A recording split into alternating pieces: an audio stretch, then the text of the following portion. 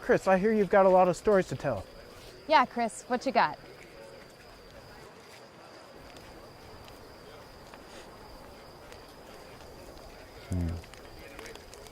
You know, this fire reminds me of a very intimate time that I spent with my father up at Horse Thief. He told me a pretty cool story. 4 fishermen are out on the sea. They get caught in the middle of this raging storm until suddenly their boat capsizes, right? These men were shipwrecked, marooned on this deserted island. So they try to survive for 3 weeks, just trying to come up with a plan and trying to sort of govern themselves. They're trying to determine who's going to be the leader of this group. And you know, they've been sort of been scouting the island, and they sit down to have a meal of fresh coconut right next to this giant river. And Clyde, one of the guys there, thinks to himself, well, what problem can be solved by bravado and just throwing focused willpower at it? So he's looking at this river and he thinks, maybe I can show these men that I am a capable leader, that I can make decisive action, that I can show them my ingenuity. So he says, guys, look at this river. Look at how it flows so quickly.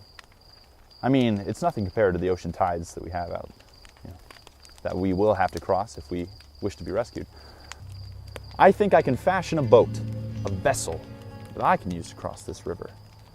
And if I can cross this river, prove to you I can do that, how swift and fast it may be, would you believe that I can lead you off this island? Would you follow me in that endeavor? And he gets to work. He starts making this beautiful wooden kayak. As soon as he is completed, he rounds up his fellow men and says, hey, help me to launch my vessel across this river. So they do, and he piles into the kayak and they launch him across. And he's paddling. The sun is beginning to set. It begins to get dark. And he's made it about 3/4 of the way across. He gets stuck on a rock with his kayak. And the water begins to flow faster and faster as it becomes colder and darker. He brought enough supplies that he could build a fire on the other side. And he's so cold, he just thinks, maybe I can build a small enough fire in this kayak to keep me warm. So he begins to build a fire, and it's small. And it's keeping him warm. But fire,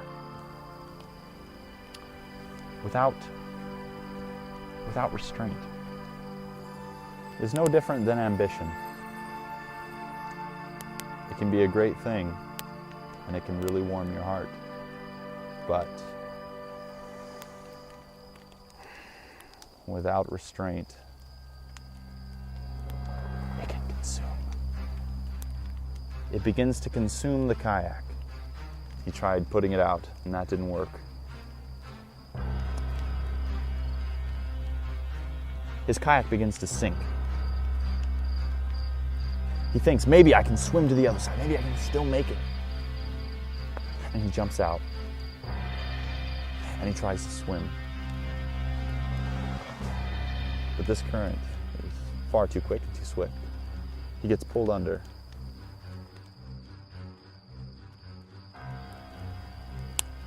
And Clyde drowns. Never to be seen or heard from again. His body swept out to sea.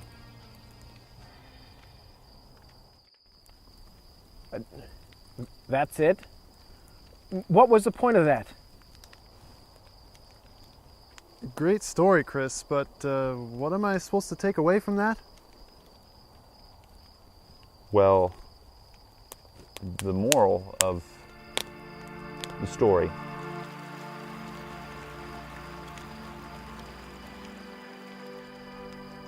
you can't have your kayak. and heat it too.